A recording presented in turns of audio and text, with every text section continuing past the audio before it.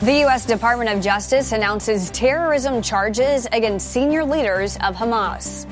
And with kickoff to a new NFL season a day away, betting on the games is expected to break records. The Morning Rundown starts now.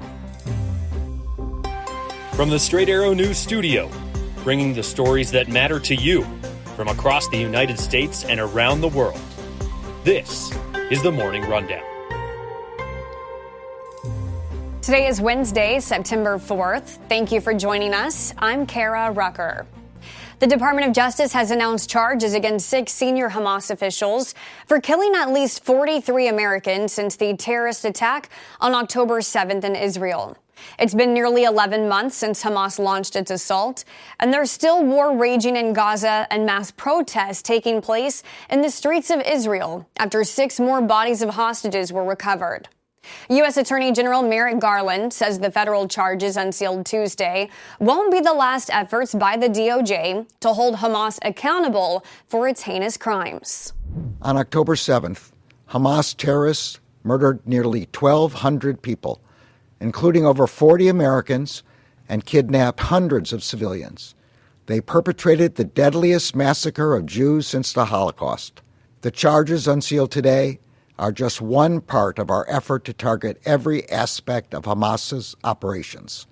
These actions will not be our last.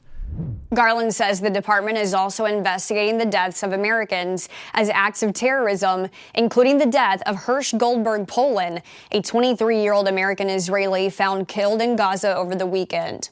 The recovery of 6 dead hostages in Gaza sparked a massive round of protests in Israel, thousands of people wanting more action to be taken to see the release of the remaining hostages.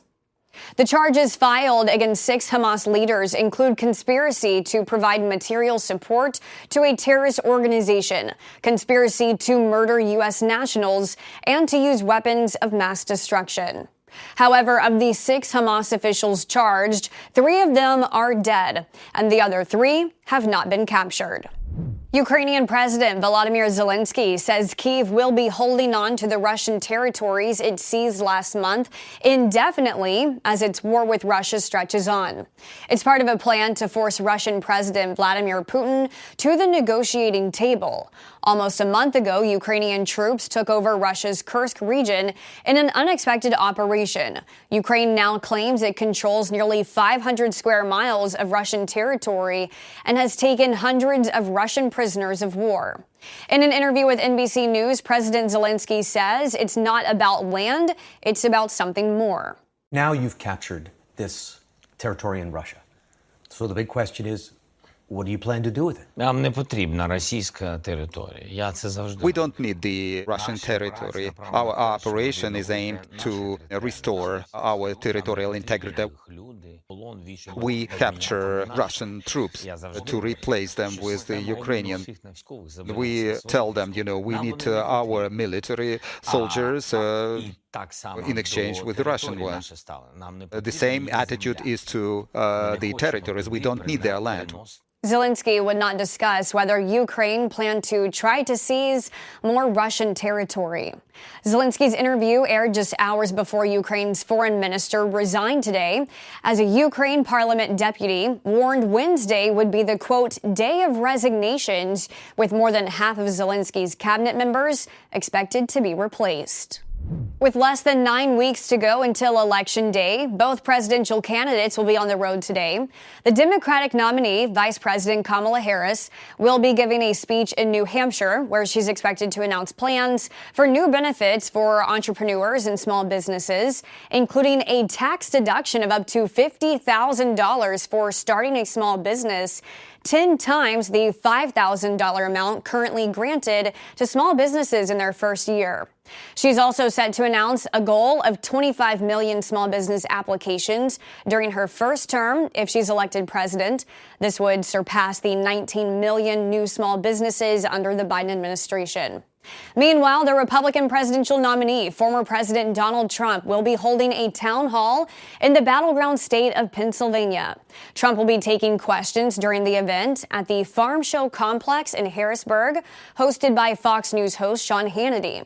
The town hall will air later tonight on the network.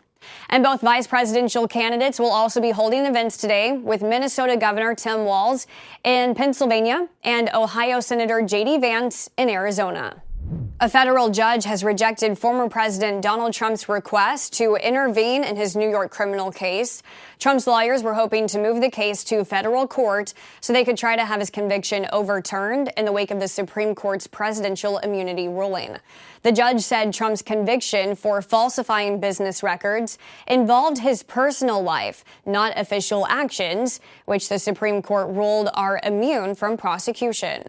President Joe Biden says he won't stop trying to eliminate student loan debt for millions of Americans as a new lawsuit claims he told servicers to cancel billions of dollars worth of debt in secret.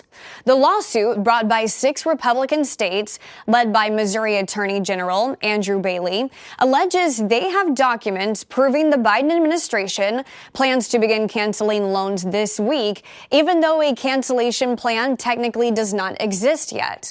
Usually, states cannot file to block federal regulation until it's officially in place. But in this case, the states say they have proof the Secretary of Education is implementing the plan without one officially being in place. The lawsuit claims the administration has been planning the move since May. The Education Department has not commented on the pending litigation. Finally this morning, ahead of tomorrow's kickoff of the NFL's 2024 season, the American Gaming Association is predicting Americans are about to dish out the big bucks betting on games, saying $35 billion will be placed in legal wagers this season. If the association is right, that would be a roughly 30% increase from the amount bet on the NFL last year. Last season, there was nearly $27 billion spent on betting on NFL games. But since then, even more states have passed laws to allow for legal betting markets, like North Carolina, Maine, and Vermont, bringing the total to 38 states and Washington, D.C., where it's allowed. And betting on the NFL is apparently where Americans feel the most lucky. More bets are placed and more money is wagered on the NFL than any other league. These are your top stories for this Wednesday. We'll see you back here tomorrow. Until then, I'm Kara Rucker. Have a great day.